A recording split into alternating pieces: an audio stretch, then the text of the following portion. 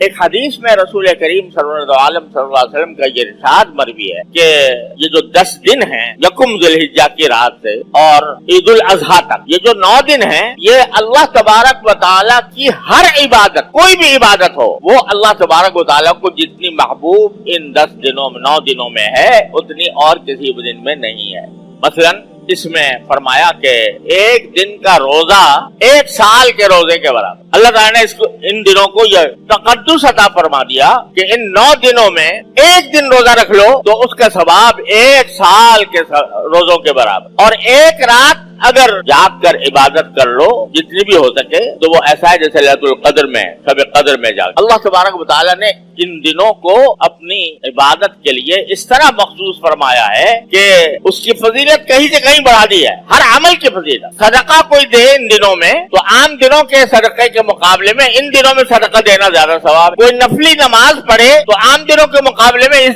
ان دنوں میں نفلی نماز کا ثواب زیادہ ہے۔ کوئی آدمی اللہ تبارک و تعالیٰ کا ذکر کرے، تلاوت کرے، تو جتنی تلاوت کا ثواب عام دنوں میں ملتا ہے اس سے زیادہ ثواب ان دنوں میں ملے، جتنا عام دنوں میں ذکر اور تسبیح کا ثواب ملتا ہے اس سے زیادہ ثواب ان دنوں میں ملے گا۔ کوئی بھی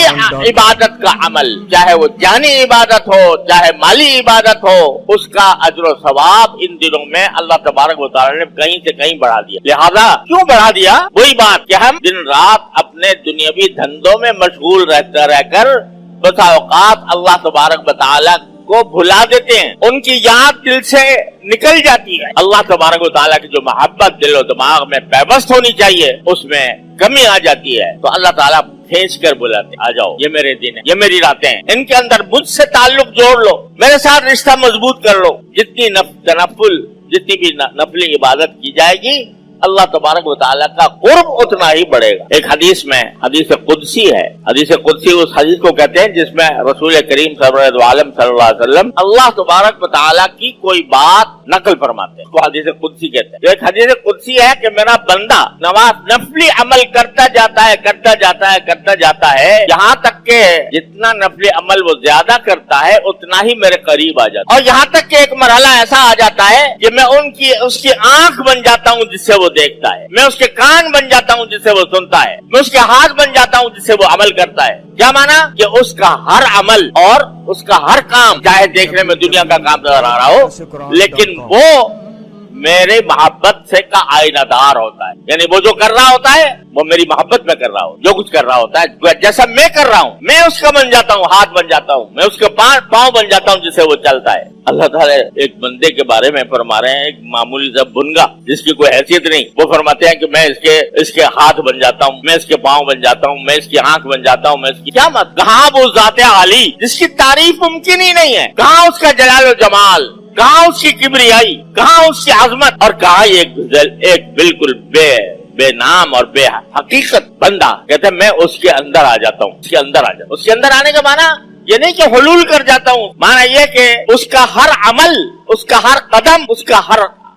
کام وہ میری محبت کا آئینہ دار ہوتا، اور میں اس سے راضی ہوتا ہوں۔ وہ چلتا ہے تو میں اسے راضی ہوتا ہوں، وہ پھرتا ہے تو میں اسے راضی ہوتا ہوں، وہ کھاتا ہے تو اس سے راضی ہوتا ہوں، وہ پیتا ہے تو اس سے راضی ہوتا ہوں۔ یہ مقام میں اپنے بندے کو عطا کر دیتا ہوں، کیسے؟ کہ نفلی عبادت، جتنی نفلی عبادتیں بندہ زیادہ کرے گا اتنا ہی اللہ جل جلالہ کا قرب حاصل ہوگا، اور قرب کا اس کو پتہ بھی چلے گا۔ ہر وقت جو کام کر رہا ہوگا تو وہ فرماتے ہیں کہ میری رضا کے مطابق کر رہا ہوگا، میں اس سے راضی ہوں گا،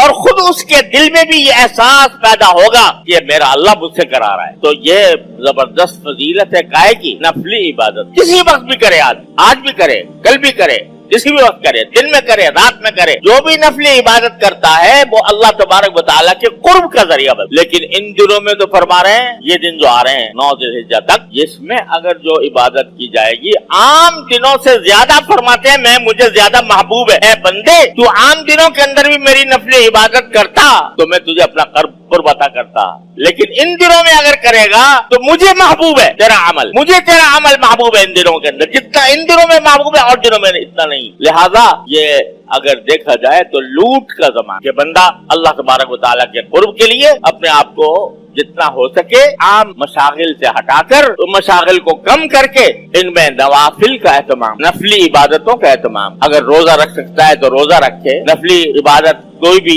ज्यादा करे, तिलावत आम दिनों में नहीं करता है उससे ज्यादा कर ले, जितना जिक्र तस्बीह आम दिनों में करता है उससे ज्यादा कर ले, सदक़े का एहतमाम करे, जितना सदका दे सकता है अल्लाह के रास्ते में वो सदका करे, और नफली नमाजें जितनी भी अल्लाह ताला तौफीक दे उसका एहतमाम। फरमाया रसूल करीम सल्लल्लाहु अलैहि वसल्लम ने कि और कोई दिन अल्लाह को इतने महबूब नहीं है इबादत के लिए जितने ये दिन महबूब। सोशल मीडिया पर सबसे कदीम और सबसे रिलायबल ब्रांड दरस-ए-कुरान.com।